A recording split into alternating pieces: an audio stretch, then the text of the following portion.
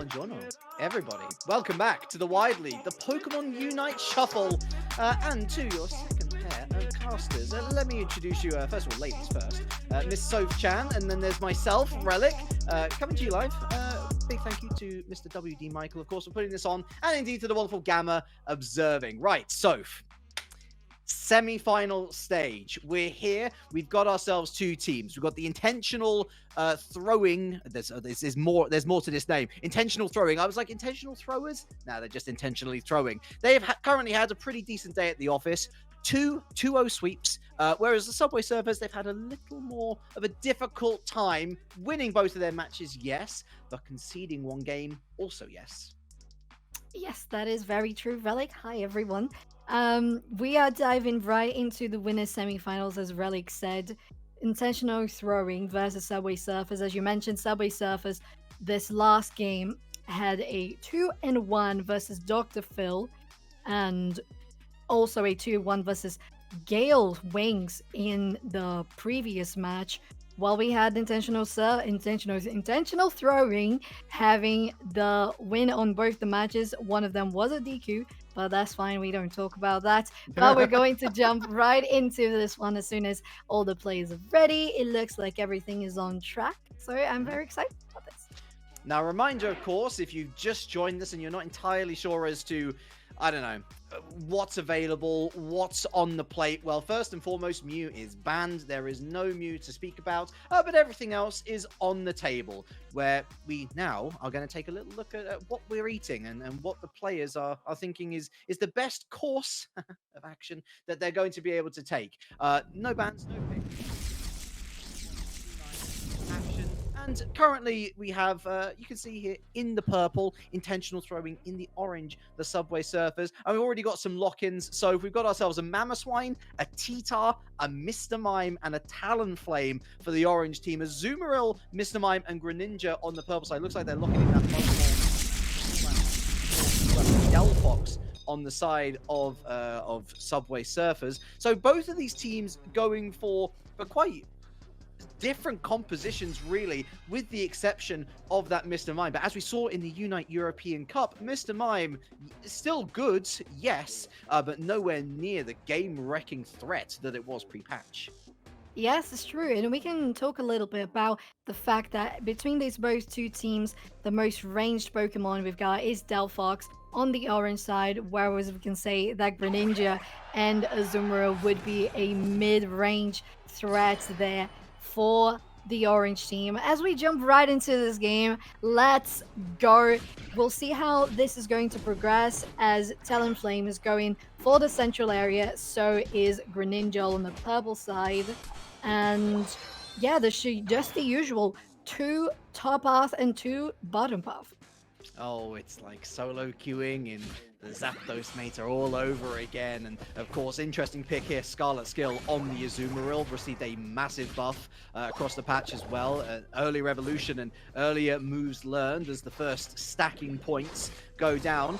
Interesting to see the two Pokemon that are heading into the forest. You got yourself the Greninja and the Talonflame. And as our first pick comes through on that Mr. Mime for the Subway Surfers, let's talk a little bit about Talonflame, because quite niche.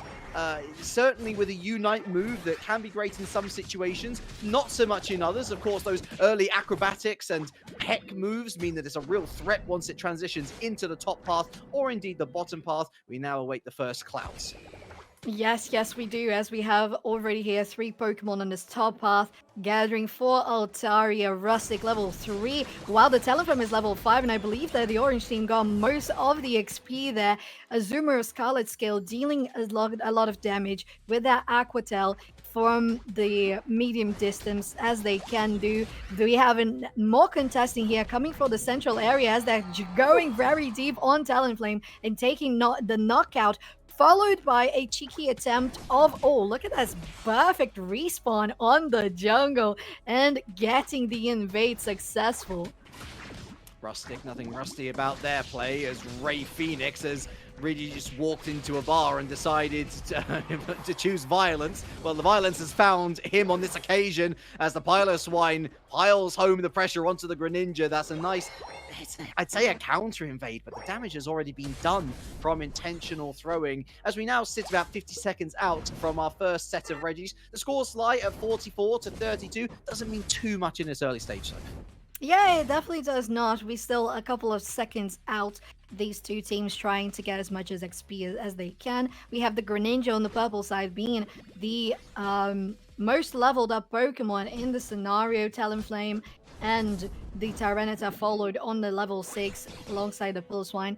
And they're gathering once again here for the Altaria and the Regieleki. Right now, we definitely can agree that it's one of the best Reggies to focus on the game as we're going to go fight once again in this top path. The Fly looking for targets, not going to find any there. Ray Phoenix, as we got 3 on the top path, 2 on the bottom. Splitting their options, of course. That bottom Reggie, if you find yourself with a steel or a rock, generally worth your time. If you find yourself with an ice, then I mean, it's good for the global XP, right? But apart from that, there's not much else. But we are going to see a full team rotation from both sides, heading up to top path, getting caught out there. Homie on the Piloswine. The power swap going to do a lot of damage here, and down they go already. Very difficult when you're not Mamoswine by the time of Regieleki, of course. So much more health pool that is to be utilized, and not whilst you're on the first evolution, mate. A nice bit of CC here from MorkDaBork there on the Delphox. And once again, Ray Phoenix looking for that fly drop. Not going to find anything. The power swap as well, not doing much damage, although that said, Rustic forced back there with a lower health bar, as really it's kind of the prods and pokes here and there. No one really getting much purchase in the way of the team fight, but we do see the intentional throwing team now starting this Regieleki, as there's attempted, well, I was going to say attempted defense. They've very smartly left the Regieleki, Soph, and that is a secure for intentional throwing. Yes, intentional throwing guaranteeing the Regieleki buff there. Very, very well pointed out by you, Relic. Just stopping the siege, stopping the damage to wait for Talonflame to come down with the ability and get the buff themselves. And I have to say, at that point, they were all fighting without Unite moves, but we have MorkDaBork, the Bark coming with a 3 KO streak coming from the side of the orange team. And, well, that is a good comeback, given that they lost the buff and the outer goal. In this case, the bite certainly as powerful as the Bork.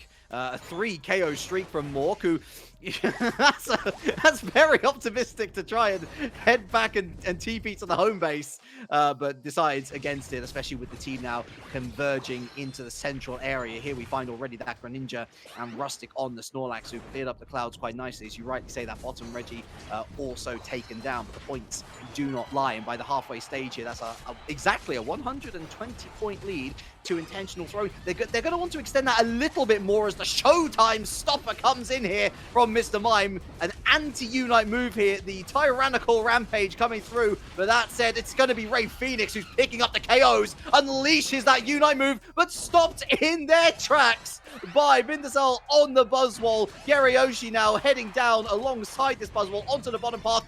50 to score, though, a counter Showtime from Mr. Mime here. It's, I think that's Anya Ward, who's able to take down the Buzzwole, and no points to be scored on this occasion.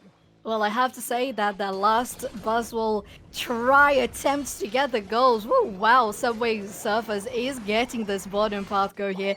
Actually, the only thing I could think of watching VinDiesel there, not being able to escape, was it's been a long day. Oh, no. And now you know the rest. We're not going to get the MCM here, as we all are rotationing for the top pass once again for this Regieleki. Wow, we talked about Mr. Mime not being the attacker anymore, but I guess we stand corrected, right? Someone's been stacking, but still, what a snipe! It doesn't matter how much family has been here, but at the end of the day, it's the one person peering through the window who's been able to snipe that Regieleki away. Still, the team fight continues on, of course, with the advantage of that Regieleki for intentional throwing. Double KO streak here for the Mr. Mime. Homie is going to be heading home very shortly as a double KO streak down for Vindiesel, flexing those muscles. The Unite move going to separate out the fight, and Mamoswine goes down as well. This team fight has indeed devolved for the Subway Surfers, but unfortunately, for intentional throwing, as good as that team play was, so forced to pull back and just leaving that RnDamas to their own devices. I gotta say, Relic, most of the times this early in the game, when you have a RnDamas and the entire enemy team is spawning, usually the best course of action is to leave it anyway, just let them defend it by themselves. Sometimes it's not the best to try and get that aggressive push. It may become an overextension. Oh, a nice 12 overdunk here. Well, the rotation from intentionally throwing is intentionally amazing, because that 90 goal on the bottom path was incredible, as they were wrecking this Reggie at the bottom as well. So we really have intentionally throwing, going for aggressive plays, but also knowing when to retreat when it's necessary. Scarlet skill there, of course, nicking the Reggie steal away despite having a little bit of pressure. And spawns back in well in time for Rayquaza, which drops in 10 seconds. As you can see up the top of your screen, folks, it's still not that big a scoreline really going into the Rayquaza fight. It's only difficult to try and get back from a certain position if you're, I don't know, 200, 300 points behind, such is the way of the Thea Sky Ruins. But being caught out of basically being caught out just in general here was Rustic, who's given a helping hand by his local friendly Mr. Mime there with the power swap. And those Mr. Mime showtimes are what we're going to be watching out for here, as we do have to engage with the Subway Surfers. That's a bit of damage coming through from the Delphox. There's the showtime. There's the Tyrannical Rampage. They're going for it here. They're going to try and push into the purple area of the map. That's 2 down already for intentional throwing. There was nothing intentional about that, as oh, it's like a predator in the night. Ray Phoenix drops from the sky. Double KO streak, and now it's just down to the Buzzwole, the Greninja, to try and snipe this away. Looking at that Greninja, of course, already sniped 2 of those RnDamas. Are they going to be able to get another here? Surely they've got to divert resources to at least get GetYoshi away. Oh, and no, it's a Buzzwole! Oh, nobody was watching out for the muscly bug. I can't believe we were all watching the Yoshi, we were watching Greninja, and it was Vindiesel, the power of family, really, the power of Ebs, getting the this Rayquaza for intentional throwing. Incredible, and that lead is going to be extended. The gap is going towards over 400 now, and we get the purple team on the lead with such an incredible steal from those 2 players there. Doubly bad, of course, because since that Rayquaza fight lasted a little longer than both teams would have liked ideally, it means there's hardly any time to try and put together a retaliation strike. Even then, the better part of 500 points they would need to score. Let me spell it out for you folks. Not gonna happen, and going home handsomely with game number 1 in this best of 3. There's no intentional throwing about this. They're intentionally winning. Oh, yes, they are. And Relic, I have to say, you have stolen my pun. I was going to say it, okay? You have no right to steal my pun. My bad. Just you come up with your own. It's supposed to be. We're supposed to be. Are you really throwing that on me live on screen? No? Yeah. Yes. No. Okay, that's I don't believe you are. And you guys, let's have a look at the stats coming for this match here. We had so much of a comeback from intentional throwing. It was a very tight match, very close clutch all the way throughout all of it. As we mentioned, it was really just a matter of less than 100 points, even sometimes 50 points between these 2 teams, and intentional throwing guaranteed the win. He held in the sneeze. I did. I tried very hard, chat. I tried very hard. I felt it arriving, and I tell you what, I felt it arriving, and very much like Subway Surfers' Rayquaza fight there, kind of just, dissipated. Well, unfortunately, they were right to look for the Yoshi. They were right to look for Greninja. But the sneaky Vindiesel It was coming for you. It was coming for the leech life. Huh? I mean, let's think about it as well. We're talking about a Pokemon which is literally a 1v1 specialist.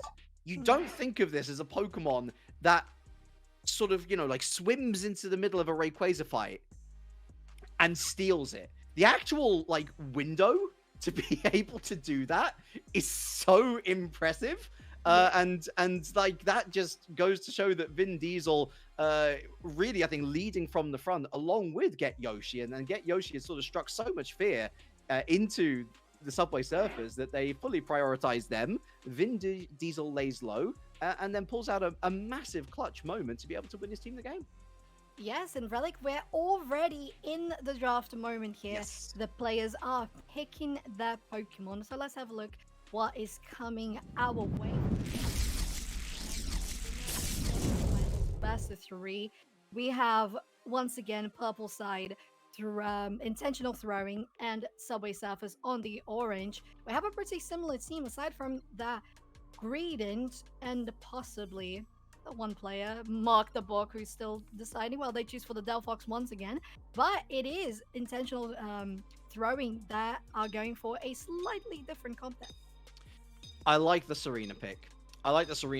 Only because it definitely. Oh, well, okay. I mean, thanks, Vin. Yeah, Well, listen. I was ready to put on a whole spiel about Serena and how it's a nice change up from Buzzwole. But let's talk about MorkDaBork. I thought they did great on the Delphox. I think they had a really solid game. Just a shame that it kind of fell apart. But the rest of the team did. It wasn't, you know, all on them in that Rayquaza fight.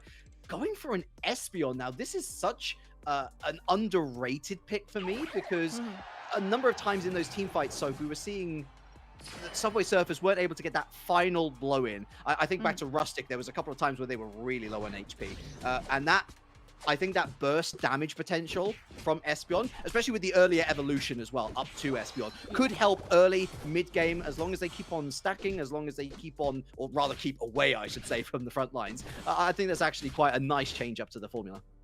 Yes, I agree. I would have liked to see the Espeon sharing a little bit of the forest there to get to Espeon as quick as possible, then come back to the path when, well, they decided to go for just Talonflame there, guaranteeing it. So far, the cameras are here on the top path, and the bubbles caught him just at the corner, the max range there, guaranteeing the shutdown for intentional throwing, and they start with a little bit of a lead in this top path as we're arriving to the 8 and 50 seconds into the game to get the Altaria spawn. Oh, nice acrobatics coming through from Ray Phoenix. Are they going to be able to get the pick on Rustic as well? Yes, they are. The Larvitar diving in and getting that KO, I should say. A second KO coming through for Ray Phoenix. That's a number of Stackington Centrals going on there. And a nice steal on the Citrus Berry too. Plus, as if it couldn't get any better for the Subway Surfers, all of those clouds are theirs. Brilliant cleanup. Here on the bottom path, we can already see MorkDaBork on that Espeon. Of course, got a real tanky opposition here in the form of Vindiesel and ImarTuba. Is that ImarTuba? It is ImarTuba. ImarTuba, but are they gonna? Are they part of the brass section, or are they going for gold? Well, we'll have to see if we can even ask the player afterwards to get a little more knowledge on the matter. But Relic, I really liked the push from Subway Surfers on that top path, getting not only the 3 knockouts, but the berries and the Altaria was really incredible as they pushed for the same here in the central area. I don't know if it was a little bit split, but the damage of GetYoshi on the screen is a lot, but the Mr. Mime has arrived. Aqua Tail, though, is there to neutralize them. So, a good comeback from intentional throwing in that central area. Well, Ray Phoenix. It's like a sleepover or something. Just a pile driver from the top bunk. Eventually, they are going to get a pick on Scarlet skill, by the way, but that was through the still Squovet. I think they've only just evolved into a Greedent. So it's taken a little while. I was expecting that Greedent to be going all up on the invasion strategy as GetYoshi. That's half of their health down already! And Ray Phoenix knows better than to push in further because GetYoshi, especially if they're running that Razor Claw, real nasty, definitely can pick you off if you step out of line just once. And speaking of stepping out of line, well, stepping into the Thea Sky Ruins is our first set of Reggies, and this is a hard commit actually from In10tional Throwing on this bottom path. They've been dealt the worst in life in that that's a Reggie Ice, and yes, you get a bit of health recovery, and yes, a bit of global XP that they will definitely like to have though, Soph, as nobody's tackled that RnDamas just yet, and the level game is certainly going into the purple team's favor. Yes, it is. And I believe it's due to the fact that they got that Reggie Ice, though. As they're moving up for this top path, once again, GetYoshi is in the lucky situation, and they get it! 2 times in a row, GetYoshi guarantees. Oh, and they're still up and running. Look at them! Not yet a feint for GetYoshi on this fight as they push in an incredible overdunk there with the RnDamas and all the points they had to score. Amazing, taking down the tier 1 on the top path. Maybe this big chunky boy here was a little too confident in regards to pushing more, and they end up going down Relic. But Scarlet skill is doing a great job in the forest, getting the XP, and they might get here fast enough to secure the defense, and actually they are not. They're able to get the point, but unfortunately the team fight once again rolling away from the subway service. I gotta say, actually, let's talk about this bottom path fight, by the way. Peppering the purple team, but nothing doing because that purple team simply too strong. These are 3 big boy health bars, and none of them are really have to go down. Look at the bullet seeds, hardly doing anything to that Mr. Mime. Finally, some help arriving from the Espeon, although that said, the Boswell's got other ideas. It's a slam. It's a grand push coming through here from the purple team, looking to just delay long enough. And here comes Ray Phoenix from the back line. There it goes with the Unite move, pushing at least 2 away, but paying with it. And I say paying with it, paying for it, I should say, with his current life. Back they go, the purple team. Back they go, In10tional Throwing. Sadly, not able to get any points scored, but it was enough of a distraction. Great picks all round. And look, everybody's here. Is this Super Smash Brothers or what? No, it's fine. They're still doing a great job. They're peeling around, and that's something that people don't do in Super Smash. They just go in for the KOs. But here they're back. They're going for the KOs as well, and the orange team is trying to get a defense on this. Greninja gets the second knockout on the streak before they fall themselves. It's so close for this Azumarill, but they fall as well. And what they tried, purple team tried for a second very aggressive offense on the bottom path, but the defense from the orange side subway surface was great, and they managed to do so pretty easily as the rotation from that team is coming for this RnDamas, but Buswell is around.